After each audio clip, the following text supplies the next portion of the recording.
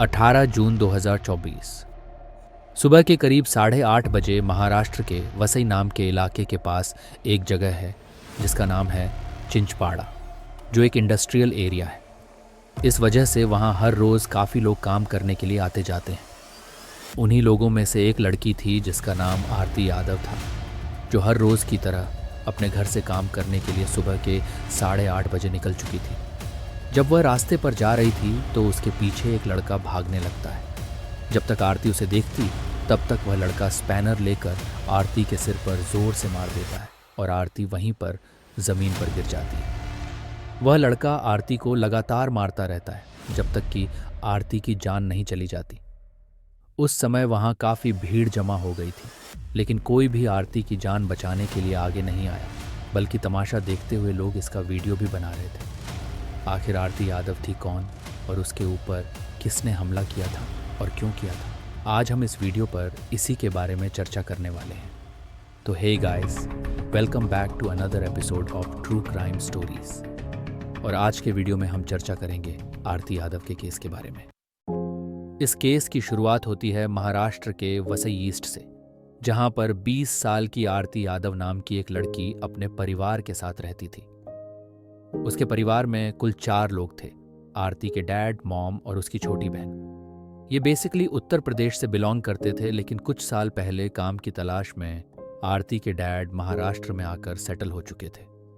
उनकी फैमिली में आरती के डैड काम करके अपना घर चलाते थे, जिससे उनकी फाइनेंशियल कंडीशन उतनी अच्छी नहीं थी। 6 साल पहले आरती की मुलाकात रोहित यादव नाम के एक लड़के से होती है।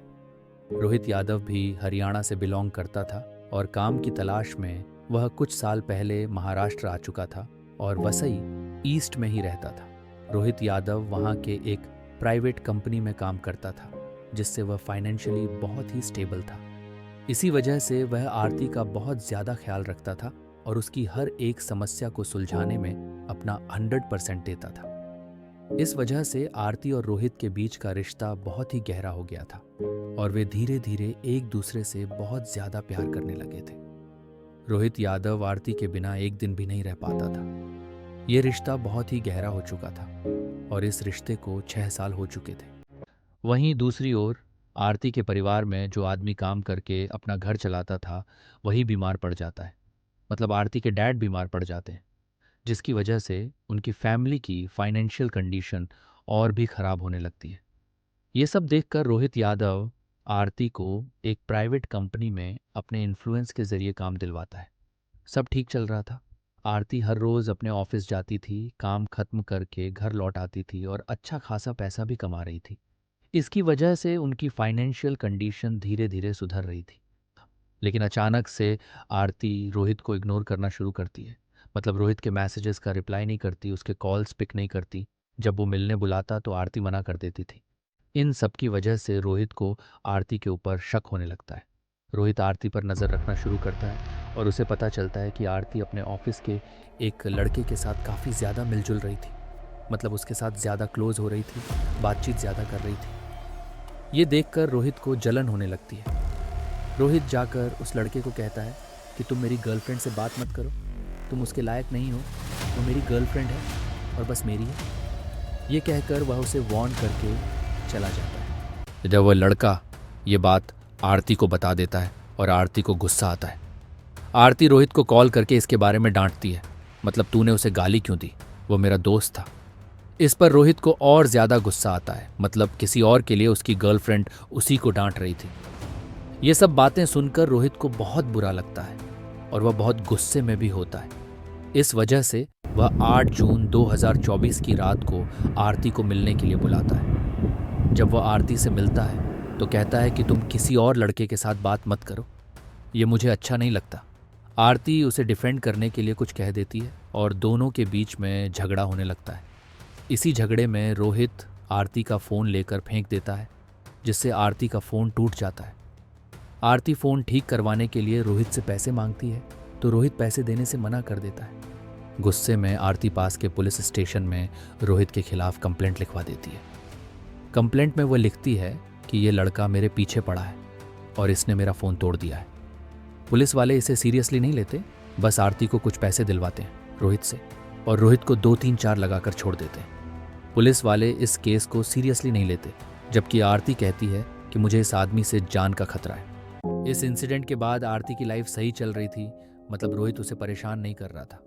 आरती हर रोज अपने ऑफिस जाती थी, सही टाइम पर आती थी, सही टाइम पर घर पहुंच जाती थी और उसकी लाइफ नॉर्मल चल रही थी।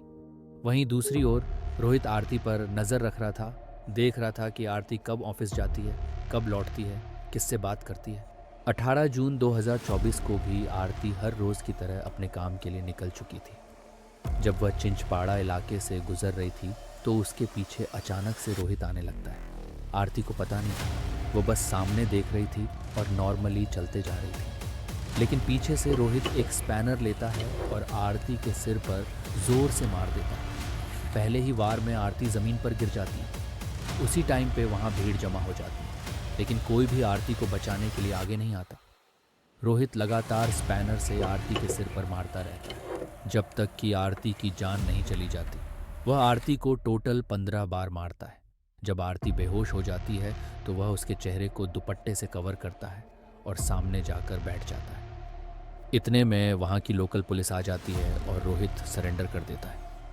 हैरानी की बात यह थी कि ये सब वहाँ हो रहा था और सब लोग तमाशा देख रहे थे, लेकिन कोई भी आरती को बचाने नहीं आया। लोग उसे आराम से रोक सकते थे, लेकिन कोई भी अपनी जान को जोखिम में डालकर आरती को बचाने आगे नहीं आया। उनमें से कुछ लोग इसका वीडियो भी बना रहे थे। यहाँ से हमें समझ में आता है कि ह्यूमैनिटी बची नहीं है। फिलहाल रोहित को 6 दिन की जुडिशियल कस्टडी में रखा गया है और ये केस अभी भी कोर्ट में चल रहा है। जब ये केस क्लोज होगा, कोई रिजल्ट आएगा, तो मैं पिन कमेंट में आपको अपडेट कर दूंगा। आपको इस केस को सुनकर कैसा लगा और इसमें किसकी गलती नज़र आई, वे आप कमेंट सेक्शन में बता सकते हैं। अगर आपको ये वीडियो अच्छा लगा तो प्लीज़ लाइक, शेयर और सब्सक्राइब करें और कमेंट ज़रूर करें। मैं आपके कमेंट्स पढ़ता हूँ और इससे मुझे बहुत अच्छा लगता है। तब तक के लिए अपने और अपने परिवार का ख्याल रखें। मिलते हैं अगले वीडियो में। Bye bye.